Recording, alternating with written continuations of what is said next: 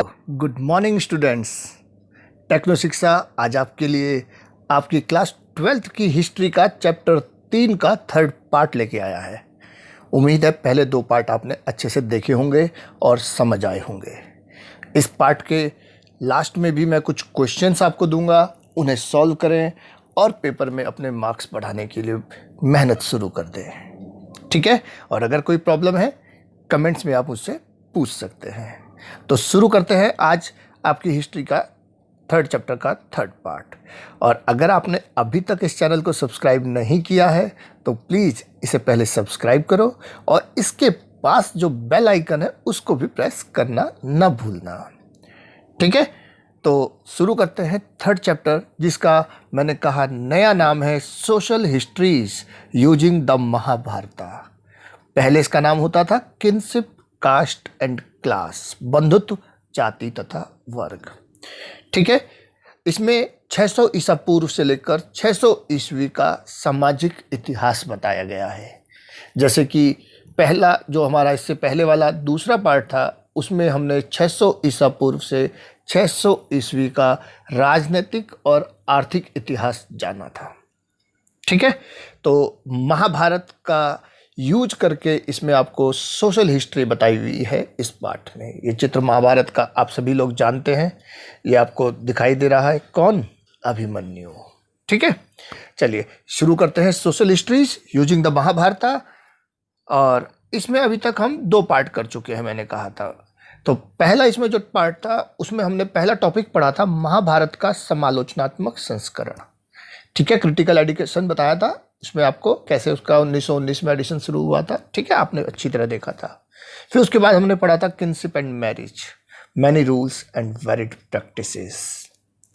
तीसरा जो इसमें टाइप था हमारे पास वो था सामाजिक विषमताएं, सोशल डिफरेंसेस, वर्ण व्यवस्था के दायरे में और उससे परे। इसमें हमने उचित जीविका देखा था, अक्षत्रिय राजाओं के बारे में पढ़ा था कि अक्षत्रिय भी राजा बनते थे, अपवाद, जाति और सामाजिक गतिशीलता, 4 वर्णों के परे उनमें एकीकरण देखा था, अधीनता और संघर्ष देखा था। ठीक है, आज हमारा चौथा पार्ट है जिसमें हम पढ़ेंगे beyond birth, resources and status, जन्म के परे संसाधन और प्रतिष्ठा। ठीक है, इसमें हम पढ़ेंगे सबसे पहले gendered access to property, gender के बिहाफ पे प्रॉपर्टी पे किसका अधिकार, स्त्री पर, संपत्ति पर, स्त्री और पुरुष के अधिकारों के बारे में, वर्ण और संपत्ति के अधिकार, वर्ण के आधार पर भी संपत्ति, वर्ण एंड एक्सेस टू प्रॉपर्टी, ये एक्सेस है। ठीक है, इसे देख लेना। सी कहता है एक वैकल्पिक सामाजिक रूपरेखा, an alternative social scenario, sharing wealth. ठीक है, वैकल्पिक सामाजिक रूपरेखा, संपत्ति में भागीदार। तो शुरू करेंगे इसे हम। और 5वां जो इसमें आज हम दूसरा टॉपिक पढ़ेंगे, 2 टॉपिक पढ़ेंगे हम। तो पहला तो मैंने कहा जन्म के परे संसाधन और प्रतिष्ठा, दूसरा सामाजिक विषमताओं की व्याख्या, अ सोशल कॉन्ट्रैक्ट। तो शुरू करते हैं आज की क्लास। ठीक है, इसमें हम पढ़ रहे हैं सबसे पहले जन्म के परे, बियॉन्ड बर्थ, संसाधन और प्रतिष्ठा।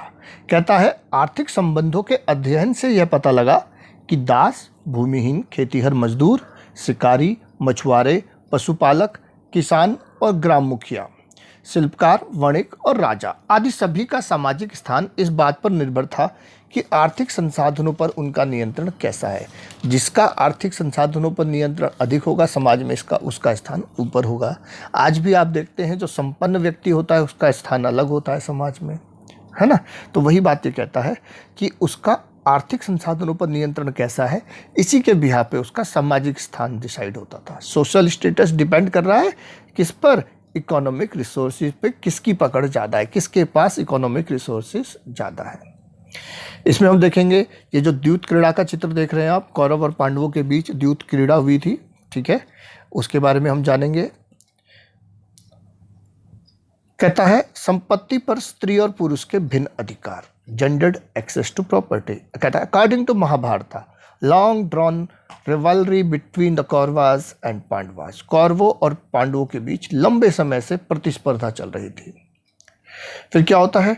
Duryodhana invited Yudhishthira to a game of dice. Duryodhan invite करता है किसे? युधिष्ठिर को। किसके लिए? द्यूत क्रीड़ा के लिए। Yudhishthira was defeated by his rival by deception. Yudhishthira को हरा देते हैं उसके प्रतिद्वंदी कैसे? धोखे से। शकुनी मामा का पासा आपको याद होगा, अभी आपने कुछ दिन पहले महाभारत देखी होगी, है ना। And Yudhishthira lost gold, elephants, chariots, slaves, army, treasury, kingdom, the property of his subjects, his brother and finally himself and lost all. राजा अपना सब कुछ दांव पे हार जाते हैं युधिष्ठिर, यहाँ तक कि अपने भाई को और अपने भाइयों को और स्वयं को भी। Then he stacked their common wife Draupadi and lost her too। और आखिर में दांव पे लगाते हैं अपनी कॉमन वाइफ यानी सहपत्नी, क्योंकि वो सबकी क्या कहते हैं सम्मिलित वाइफ थी ना, compound common wife Draupadi, and lost her too, और उसको भी हार जाते हैं। ये सीन आपको याद होगा, द्रौपदी को जब हार जाते हैं उसके बाद दुर्योधन दुशासन से कह के द्रौपदी का चीरहरण करवाने को कहता है भरी सभा में, जहाँ पर इतने सम्मानित व्यक्ति, प्रतिष्ठित व्यक्ति बैठे होते हैं। उस सभा में भी द्रौपदी के चीरहरण का प्रयास होता है, ठीक है, जहाँ पर भीष्म पितामह, युधिष्ठिर, सभी लोग बैठे होते हैं, गुरु द्रोणाचार्य, कृपाचार्य, और कृष्ण जी आखिर में द्रौपदी की इज्जत बचाते हैं। याद है आपको ये दृश्य? और इसके बाद क्या होता है, जब ये द्रौपदी को हार जाते हैं तो द्रौपदी कुछ प्रश्न पूछती है, ये आप इसमें दिखाया गया है। कहता है ऐसा माना जाता है कि द्रौपदी ने युधिष्ठिर से प्रश्न किया था कि वह उसे दांव पर लगाने से पहले स्वयं को हार बैठे थे अथवा नहीं। मतलब पहले उसने खुद को हारे थे या वो मुझे दांव जब या मुझे हारे थे। अगर वो खुद को हारे थे या उसके बाद मुझे दांव पे लगाया था। इस प्रश्न का उत्तर में दो भिन्न मतों को प्रस्तुत किया गया। इसके दो हमें मत दिए गए हैं। कहता है प्रथम तो यह कि यदि युधिष्ठिर ने स्वयं को हार जाने के बाद द्रौपदी को दांव पर लगाया तो यह अनुचित नहीं, क्योंकि पत्नी पर पति का नियंत्रण सदैव रहता है। ठीक है। दूसरा यह कि जब दास सत्य स्वीकार करने वाला पुरुष किसी और को दांव पर नहीं लगा सकता। तो इसमें हमारे को दो मत लग रहे हैं कि अगर युधिष्ठिर पहले अपने आप को हार चुके हैं और उसके बाद वो अपनी पत्नी को दांव पे लगा रहे हैं, तो हारा हुआ व्यक्ति जो खुद दासत्व स्वीकार कर चुका है वह पुरुष किसी और को दांव पर कैसे लगा सकता है। ठीक है, एक ये प्रश्न उठाया। दूसरी बात है कि इन्होंने कही कि युधिष्ठिर ने स्वयं को हार जाने के बाद भी द्रौपदी को दांव पे लगाया। इसका मतलब ये गलत नहीं है, क्योंकि पत्नी पर तो पति का नियंत्रण हमेशा रहता है, चाहे वो खुद दास बन गया पर पत्नी पर उसका नियंत्रण आज भी रहता है। तो दो मत दिखाई देते हैं कि चाहे वो खुद हार चुके हैं पर फिर भी पत्नी पर नियंत्रण है। दूसरी बात कहते हैं पर अगर वो हार गए हैं तो उनका नियंत्रण कैसे उन्होंने अपनी बीवी को दांव पे लगा दिया, ये प्रश्न उठाया द्रौपदी ने। कहता है इस मुद्दों पर कोई निष्कर्ष नहीं निकला कि भाई अब बताइए क्या किया जाए, इस पर कोई डिसीजन नहीं निकला। तो आखिर में धृतराष्ट्र ने सभी पांडवों और द्रौपदी को उनकी निजी स्वतंत्रता पुनः लौटा दी। आखिर में धृतराष्ट्र कहते हैं भाई ठीक है, बात सही है, हमें समझ नहीं आई ना इस पक्ष में ना उस पक्ष में, तो हम एक काम करते हैं, ये मैच कैंसिल और इनको वापस हमने इनकी निजी स्वतंत्रता लौटा दी, पांडवों को भी और द्रौपदी को भी। ठीक है, जो दासत्व से मुक्त कर दिया। तो इसको ये कहता है do you think that this episode suggest that wives could be treated as the property of their husbands. क्या आपको ऐसा लगता है इस प्रकरण को सुनकर कि पत्नियों को पतियों की निजी संपत्ति माना जाए? क्या पत्नियां पतियों की निजी संपत्ति होती है? एक पति पत्नी को दांव पर लगा रहा है। दांव पर आप किसे लगा सकते हो? जो उसकी प्राइवेट प्रॉपर्टी हो। यानी क्या पत्नियां पति की प्राइवेट प्रॉपर्टी है? ये इस पे प्रश्न खड़ा कर रहे हैं, क्या ऐसा है? ठीक है ना। तो उस समय ऐसा था, इसलिए इसका हम रेफरेंस देके कह सकते हैं कि उस समय ऐसा रहा होगा, इसीलिए पत्नी को दांव पे लगाया। ये देखिए प्रश्न पूछते हुए द्रौपदी का ये चित्र महाभारत में आपने देखा होगा। ठीक है ना, पीछे शकुनी मामा दुशासन वगैरह दिखाई दे रहे हैं। कहता है according to Manusmriti the paternal state was to be divided equally amongst sons after the death of the parents. Parents की डेथ के बाद जो पैतृक संपत्ति है वो बराबर बांटी जाएगी। किसमें? सन्स यानी पुत्रों में। Women could not claim a share of these resources. महिलाएं संपत्ति में दावा करने के लिए पात्र नहीं थी। The eldest son was given a special share. सब जो बड़ा जो पुत्र है, ज्येष्ठ पुत्र, उसे विशेष हिस्सा दिया जाएगा। पुत्रों में बराबर बांटी जाएगी पर विशेष हिस्सा किसका? बड़े बेटे का विशेष हिस्सा। ठीक है, पुत्री को कोई स्थान नहीं पैतृक संपत्ति में। देख लो, महिलाओं के लिए कोई स्थान नहीं। पुरुष पुत्रों में बराबर बांटी जाएगी और उसमें भी जो ज्येष्ठ है उसको विशेष हिस्सा। गद्दी भी तो ज्येष्ठ पुत्र ही संभालता है। पितृवंशिकता पढ़ी थी ना हमने बात। Women were allowed to retain the gifts they received the occasion of their marriage as stri dhan. ये इसको स्त्री धन कह रहा है, इसे फीमेल मनी भी कह देते हैं हम। क्या कह देते हैं? फीमेल मनी, ठीक है ना। स्त्री धन को हम फीमेल मनी भी कह सकते हैं। ओके, आइए, कहता है women were allowed to retain the gift they received on the occasion of their marriage as stri dhan, literally a women's wealth. जो शादी के समय उपहार मिल रहे हैं स्त्री को, उस पर उसका अधिकार होता था, इसी को स्त्री धन कहते हैं। इस स्त्री धन को उसकी संतान विरासत के रूप में ले सकते हैं, इनहेरिटेडली वो उसके बेटों को मिल जाएगा। Her husband had no right over this, इस पर हस्बैंड का अधिकार नहीं है। विवाह के समय जो उपहार मिलेगा वो स्त्री का है और उस पर स्त्री का पूर्ण रूप से कब्जा है, ठीक है। पति का उस पर कोई अधिकार, कोई दावा नहीं है। ओके, मनुस्मृति कह रही। तो अच्छा, मैंने अभी इसका जो फर्स्ट पार्ट पढ़ाया था उसमें आपको बताया भी था, एक आचार संहिता बनाई थी। जब विचारों पर प्रश्न चिन्ह लगने लगे थे तो ब्राह्मणों द्वारा एक हमने आचार संहिता का संकलन किया था, जिसे धर्मसूत्र व धर्मशास्त्र नाम दिया था। तो बताया था आपको इसका कब? धर्मसूत्र व धर्मशास्त्र नामक संस्कृत ग्रंथों का संकलन 500 BCE 500 ईसा पूर्व में किया गया था, ठीक है। 500 ईसा पूर्व, ईसा से 500 साल पहले। और सबसे महत्वपूर्ण था इन धर्मसूत्रों में कौन सा? मनुस्मृति, जिसका संकलन लगभग 200 ईसा पूर्व से 200 ईस्वी के बीच किया गया। 200 BCE से 200 CE के बीच में हमने किसको कंपाइल किया? मनुस्मृति को। ओके, कहता मनुस्मृति वार्न, मनुस्मृति चेतावनी देती है। मैंने कहा था महिलाएं स्त्री धन को रख सकती है जिसपे उसका पति का अधिकार नहीं है और उसके पुत्रों को विरासत में मिलेगी। फिर कहता है Manusmriti warn women could not store secret wealth without the husband's permission, पति की परमिशन के बिना पत्नियां गुप्त धन संचय नहीं कर सकती हैं, ठीक है। तो मनुस्मृति चेतावनी देती है कि पर पतियों की सहमति के बिना या उनकी इजाजत के बिना उनसे छुपाकर कोई आप गुप्त धन का कलेक्शन नहीं कर सकते हो। Both epigraphic and textual evidences suggest that while upper class women may have had access to resources such as Prabhavati Gupta we read in the previous chapter. Okay, कहता है अभिलेखीय और साहित्यिक स्रोतों से पता चलता है कि उच्च वर्ग की महिलाओं के पास संसाधनों तक पहुंच हो सकती है, ठीक है। मैंने कहा महिलाओं के पास वैसे नहीं होगी, रिसोर्सेज उनके पास नहीं रहेंगे, पर उच्च वर्ग की महिलाओं के पास हो सकती है। अभिलेखों में मिला है ना हमें, हमने पिछले पाठ में पढ़ा था प्रभावती गुप्त के बारे में, याद होगा आपको, सेकंड चैप्टर। प्रभावती गुप्त वंश की पुत्री और चंद्रगुप्त की पुत्री और वाकाटक वंश की महारानी। हाँ जी, पर भूमि, मवेशी और पैसा, इस पर आमतौर पर किसका नियंत्रण होता था? पुरुषों का, पुरुषों द्वारा ही नियंत्रित होता था ये। संपत्ति पर अधिकार के आधार, संपत्ति पर अधिकार के हमारे यहाँ इसमें दो आधार बताए गए हैं, एक तो जेंडर्ड बेस और एक हमारा वर्णा सिस्टम। तो जेंडर्ड पे हमने कहा स्त्री और पुरुष। वर्ण व्यवस्था में हमने पढ़े थे 4, ब्राह्मण, क्षत्रिय, वैश्य और शूद्र।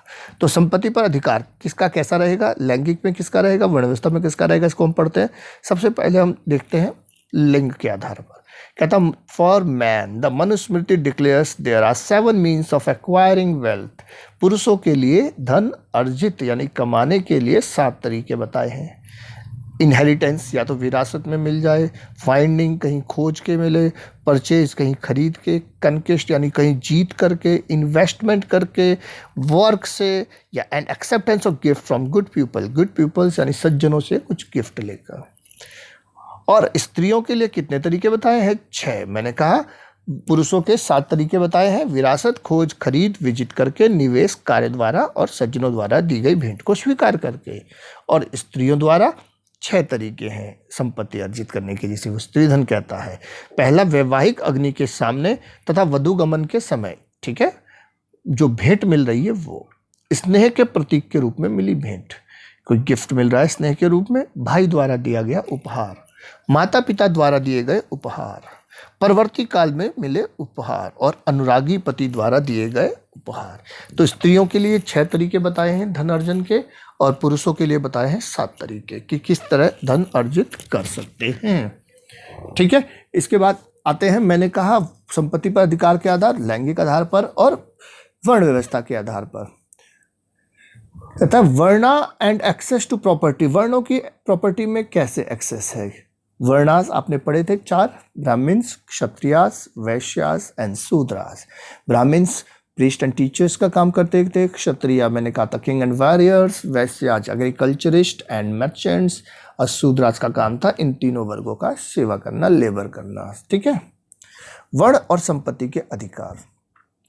According to Brahmanical text another criteria for regulating access to wealth was varna. एक तरीका और संपत्ति पर अधिकार का वो वर्ण के आधार पर। The only occupation prescribed for the Shudras was servitude. Shudras को क्या काम दिया गया था? सर्विट्यूड, सेवा भाव। आपको तीनों वर्गों की सेवा करनी है।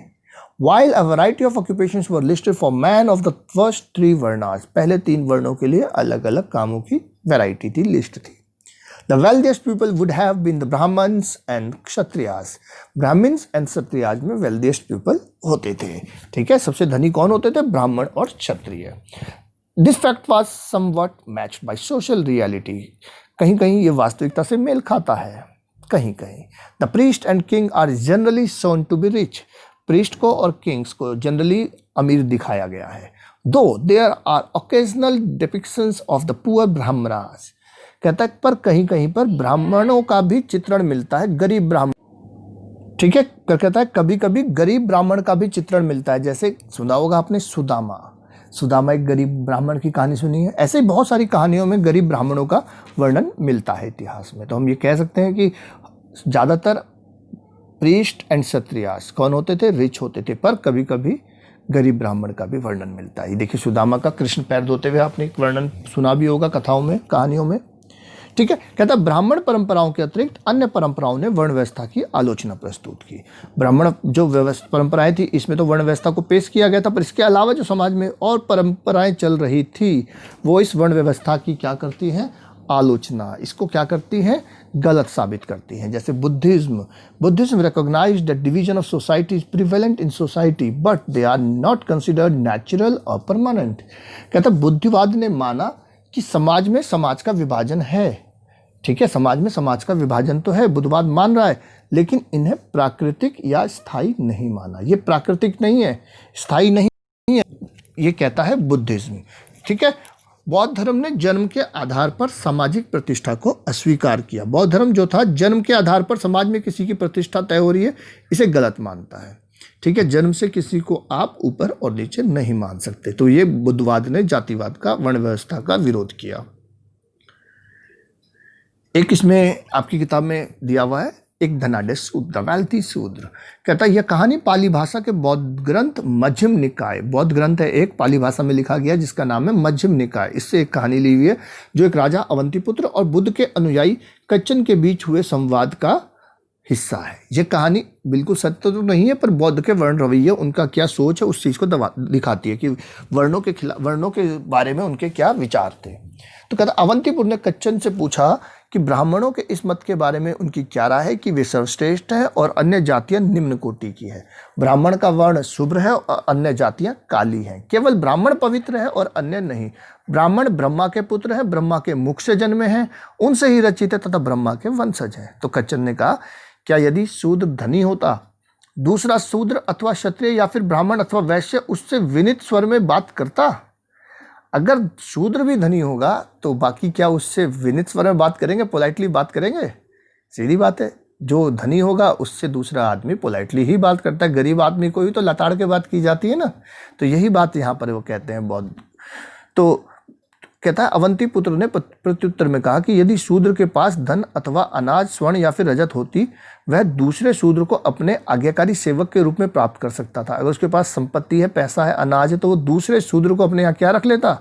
नौकर रख लेता। जो खुद नौकर का काम करता है शूद्र जिसको कहा गया है, पर वो दूसरे शूद्र को अपने यहाँ काम पे रख सकता था अगर उसके पास संसाधन होते। जो उससे पहले उठे, उसके बाद विश्राम करे, उसकी आज्ञा का पालन करे, विनीत वचन बोले, और वह क्षत्रिय, ब्राह्मण या फिर वैश्य को भी आज्ञावाही सेवक बना सकता था। इनको भी, ऊपर के 3 वर्णों को भी अपने यहाँ सेवक बना सकता था अगर उसके पास रिसोर्सेज हो तो। कच्चन ने कहा हाँ, यदि ऐसा है तो क्या फिर यह चारों वर्ण एकदम समान नहीं है? तो मैंने कहा कि व्यवस्था कहाँ पर है, सामाजिक है, जन्म के आधार पर नहीं है, जिसकी रिसोर्सेज पर पहुंच है। तो बुद्धवाद ने माना कि समाज में है भेदभाव, समाज में है वर्गीकरण, पर वो वर्गीकरण जन्म के बिहाफ पे नहीं, सोशल स्टेटस जो है इकोनॉमिकली बिहाफ पे बनेगा, जिसके पास रिसोर्सेज की पहुंच होगी। तो इसको उन्होंने जन्म के आधार पर मानने से इनकार किया। गौतम बुद्ध आप देख सकते हैं, ठीक है, कहता है एक वैकल्पिक सामाजिक रूपरेखा, एक ऑप्शनल, एक अल्टरनेटिव सोशल सिनेरियो रखा है शेयरिंग वेल्थ, संपत्ति में भागीदारी का। कहता है प्राचीन तमिलकम क्षेत्र, तमिलकम आपने पिछले चैप्टर में पढ़ा था, ठीक है ना, एरिया जिसमें चेर चोल और पांडे, दक्षिण भारत में जो आपके केरल तमिलनाडु आंध्र प्रदेश की तरफ का एरिया था, सरदार और सरदारी पढ़ा था ना, याद है आपको, चेर चोल और पांड्या। तमिल संगम साहित्य, संगम पीरियड, संगम जो तमिल कवियों का सम्मेलन होता था, पिछले पार्ट में हम इसको डिटेल से पढ़ चुके हैं, जिसने याद नहीं वो पिछला पार्ट एक बार देख ले, सेकंड चैप्टर। कहता है समाज में दानशील व्यक्ति का सम्मान किया जाता था, जो दान दे रहा है, generous was respected while those who were miserly or simply accumulated wealth for themselves was despised। कह रहा है जो कृपण है यानी कंजूस है, यानी कि जो पैसे को नहीं दान करते हैं, जो स्वयं के लिए संपत्ति का संग्रह करते हैं, वो घृणा के पात्र होते थे। Tamil Sangam anthologies often illuminate social and economic relationship, Tamil भाषा के संगम साहित्य संग्रह में सामाजिक और आर्थिक संबंधों का अच्छा चित्रण दिया गया। There were differences between rich and poor, rich और पुअर के बीच डिफरेंसेस बताया है। Those who controlled resources were also expected to share them। जिन लोगों के पास संसाधनों पर नियंत्रण था, उनसे उम्मीद की जाती थी, अपेक्षा की जाती थी कि वो मिल बांट कर इसका उपयोग करेंगे। जिसके पास ज़्यादा धन है वो दूसरे को बांटे, भाई अपने से गरीब को कुछ ना कुछ आप दे पाओ, ठीक है। आपके सामने कोई भूखा मर रहा है और आप पिज़्ज़ा खा रहे हो, सोचो किसी को खाने को रोटी भी नहीं है, तो उम्मीद की जाती थी कि वे मिल बांट कर इस रिसोर्सेज का उपयोग करेंगे। एक चित्र आपकी किताब में दिखाया गया, एक सरदार और उसका अनुयायी, पत्थर की ये मूर्ति अमरावती, कहाँ है अमरावती, आंध्र प्रदेश। तो लगभग दूसरी शताब्दी ईस्वी में सरदार जो थे ना उनका, और ये उसका फॉलोअर, ओके, उसका अनुयायी। मूर्तिकार ने सरदार व उसके अनुयायी के बीच अंतर कैसे दिखाया, देखो सरदार को बड़ा आकार में, ठीक है, उसका हाथ ऊपर सर पे रखा हुआ, यानी कि उसको आशीर्वाद देता हुआ, उसके बड़ा, ठीक है, तो पितृ रूप में, बड़े रूप में, सम्मानित रूप में कह सकते हो आप। कहता है एक निर्धन दानी सरदार द पुअर जनरस चीफ, इसके बारे में दिया हुआ है। यह रचना पुरुनारु से उद्धृत है, जो तमिल संगम साहित्य लगभग पहली शताब्दी ईस्वी का एक पद्यावली है। इस रचना में एक चारण अपने आश्रयदाता का चित्रण, चारण कौन होते थे, वो कवि होते थे, जो अपने सरदार की बढ़ाई करके उसकी बढ़ाई में कविताएं लिखा करते थे, ठीक है। क्या लिखता है, उसके मतलब जो उसका आश्रयदाता है, पास हर रोज दूसरों पर खर्चा करने के लिए धन नहीं है, मतलब सरदार के पास पैसा नहीं है, ठीक है, निर्धन दानी सरदार टॉपिक दिया हुआ है। कहता किंतु वह इतना ओछा भी नहीं है, उसके पास पैसा नहीं है, फिर भी वो इतना ओछा नहीं है कि यह कहकर कि मेरे पास कुछ नहीं है दान देने से मना कर दे। देखो दिल देखो ना, उसके पास नहीं है, फिर भी वो कोई उसके पास आएगा तो वो उसको ये कह के मना कर देगा, नहीं भाई मेरे पास है ही नहीं, मैं कहाँ से दूँ। वह इरंतई यानी एक स्थान में रहता है और दान प्रिय है। वह चरणों की सुधा का शत्रु, वह चारणों की सुधा का शत्रु है। चारणों की सुधा, चारण मैंने कहा वो जो उसकी बड़ाई करने में कविताएं लिखा करते थे। सुधा मतलब प्यास। यदि तुम अपनी गरीबी को समाप्त करना चाहो तो मेरे साथ आओ, तुम सभी चारण जिसके हो इतने दक्ष हैं। यदि हम उससे प्रार्थना करेंगे और अपनी भूख से क्षीण हुई पसलियां उसे दिखाएंगे तो वह अपने गांव के लोहार के पास जाएगा और उसे सक्षम हाथ वाले से कहेगा, मुझे युद्ध के लिए एक लंबा भाला तैयार कर दो, एक ऐसा भाला जिसका सीधा फलक हो। क्या मतलब, इसका मतलब यह है कि अगर हम उसके पास जाएंगे, अपना भूखा पेट दिखाएंगे, अपनी पसलियां दिखाएंगे, हम कैसे भूख से मर रहे हैं, बेहाल हो रहे हैं, तो वो कुछ भी हो हमारे लिए कुछ करके रहेगा। गांव के लोहार के पास जाएगा, उसके सक्षम हाथों वालों से, उन सक्षम हाथ वाले लोहार से कहेगा, कुछ ऐसा बढ़िया भाला बना के दो, मैं कहीं से जीत कर लाऊं और इनका कुछ भला कर पाऊँ। हमारे लिए वो कहीं से भी जीत कर भी ला के हमें देगा, ठीक है ना। चारण ने सरदार को दानी बताने के लिए किस तरह के दाव पेच अपनाए, ठीक है। धन अर्जित करने के लिए सरदार को क्या करना होता था जिससे वह उनका कुछ अंश चारण को दे सके। मैंने आपको बताया कैसे वो भाला तैयार करने को कहता है, ठीक है। अब इसमें जो पांचवा टॉपिक है, सामाजिक विषमताओं की व्याख्या, explaining social differences, a social contract, एक सामाजिक अनुबंध। The concept of social contract according to Buddhism, बौद्ध धर्म के अनुसार सामाजिक अनुबंध की अवधारणा। मैंने कहा था समाज में वर्गीकरण है, पर वो जन्म के आधार पर नहीं, रिसोर्सेज पर किसकी पकड़ ज़्यादा है इसके आधार पर। तो कहता है according to a myth of Sutta Pitaka, Sutta Pitaka के एक मिथक के अनुसार initially the flora and mankind were not fully developed. Initially जब शुरुआत थी तो उसमें जो हमारे वनस्पति जगत और मानव जगत जो था पूरी तरह विकसित नहीं था, ठीक है, अभी डेवलप हो रहा था। उस अभी क्या कहता है, all creature lived in peace, सभी जीव जो है शांति से रहते थे। Taking from nature only what they needed for each meal, प्रकृति से कितना लेते थे, जितना उनको एक बार के भोजन की जरूरत है। चाहे कोई इंसान है, जानवर आज भी प्रकृति से उतना ही लेता है जितना उसको एक बार के भोजन की जरूरत होती है। भूख लालच बड़ा है इंसान का, जो कि प्रकृति से सारा एक ही बार में छीन लेना चाहता है। जानवर आज भी, आप देखो, कोई अगर आपको शेर मरा हुआ, शेर अगर कोई सामने उसके पड़ा हुआ, उसका पेट अगर भरा भी हुआ है तो शेर किसी को नहीं मारेगा। शेर तब शिकार करेगा जब उसे भूख लगेगी, शौक के लिए नहीं मारेगा, ठीक है। शौक के लिए तो इंसान शिकार करते हैं, वो शिकार करते हैं अपना पेट भरने के लिए, ठीक है। तो कहता है all creatures lived in peace, taking from nature only what they needed for each meal. After some time this system was collapsed, कुछ समय बाद यह व्यवस्था धीरे धीरे खराब हो गई। Humans became greedy, vindictive and deceitful, मनुष्य लालची, प्रतिहिंसक और कपटी हो गए, ठीक है। ये सुत्ता पिटक का बताया था आपको, मैंने कहा कि ये सुत्ता पिटक में कहानी है। तो इस सुत्ता पिटक जो मैं है आपको बताता हूँ, बौद्ध धर्म में 3 ग्रंथ है इनके, इसको त्रिपिटक कहते हैं। पिटक मतलब पिटारा। तो त्रिपिटक में 3 पिटक है, विनय पिटक, सुत्ता पिटक और अभिधम पिटक। तो इन 3 पिटकों की बात कर रहा है, विनय पिटक, सुत्ता पिटक और अभिधम पिटक। इसमें से सुत्ता पिटक की कहानी ली ना इसने। तो बौद्ध धर्म के त्रिपिटक कौन कौन से, विनय पिटक, सुत्ता पिटक, अभिधम पिटक। तो एक सुत्ता पिटक की कहानी बताता, कह रहा है इस प्रकार जब जरूरत महसूस हुई तो सब लोगों द्वारा महासम्मत चुनने की। अब लोगों ने कहा भाई अब इस तरह प्रकृति का दोहन किया जा रहा है, लालच इंसान में बढ़ रहा है, कपटी हो रहा है, तो जरूरत महसूस हुई कि सब लोग मिलकर एक महासम्मत चुने, मतलब जिसको सर्वसम्मति से चुना जाए। इससे यह ज्ञात होता है कि राजा का पद लोगों द्वारा चुने जाने पर निर्भर करता था। That the institution of kingship was based on human choice. Okay, the tax was the price people paid to the king in return for his service। और राजा को जो कर देते थे वो कर क्या था, कर वह मूल्य था जो राजा उनकी सेवा कर रहा है। राजा उन सबको इकट्ठा करके रख रहा है, एक बंदा चुन लिया, जैसे आज हम प्रधानमंत्री राष्ट्रपति चुनते हैं, इस तरह चुना हुआ बंदा वो कह रहा है, ठीक है। तो राजा वह है जिसको लोग चुन रहे हैं अपने बीच में से महासम्मत, कि भैया हम सबको इसको अधिकार दे रहे हैं, ये हमारे लिए फैसले लेगा, ये हमारे को फैसले करवाएगा। तो उसके वो कर दे रहे, कर उसकी सेवा के बदले के लिए उसकी सर्विस का क्या है, रिटर्न है। इसके अनुसार आर्थिक और सामाजिक संबंधों को बनाने में मानवीय कर्म का बड़ा हाथ था। इसके अनुसार हम कह सकते हैं मानवीय कर्म, इसके बिहाफ पे इन संबंधों को बनाया गया। इसमें एक और आशय भी कह सकते हैं, यदि मनुष्य स्वयं एक प्रणाली को बनाए रखने के लिए जिम्मेदार थे तो भविष्य में परिवर्तन भी ला सकते थे। मतलब ये दैविक पद नहीं बताया इसमें बौद्ध धर्म में इन्होंने कि ये दैविक पद है, अब तो ये राजा का बेटा ही राजा बनेगा। तो अगर ये स्वयं बना रहे हैं, स्वयं उसको बना रहे हैं, तो स्वयं उसको हटा भी सकते हैं, ठीक है ना। तो जनता ही किंग मेकर है, एक तरह से लोकतंत्र आप कह सकते हैं ना, आप जो आज की डेट में भी होता है। हम हटा देंगे, अगली बार नहीं देंगे वोट, ठीक है।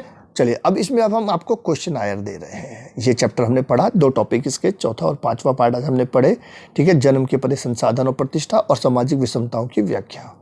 अभी 2 छोटे से पार्ट और रह गए हैं, अगले पार्ट में हम उसे कंप्लीट कर देंगे। तो आज आपके लिए कुछ क्वेश्चंस हैं जो आपके पेपर्स को ध्यान में रखते हुए बहुत इंपॉर्टेंट हो जाते हैं, इनके ऊपर आप देखें और इनका सॉल्व करें।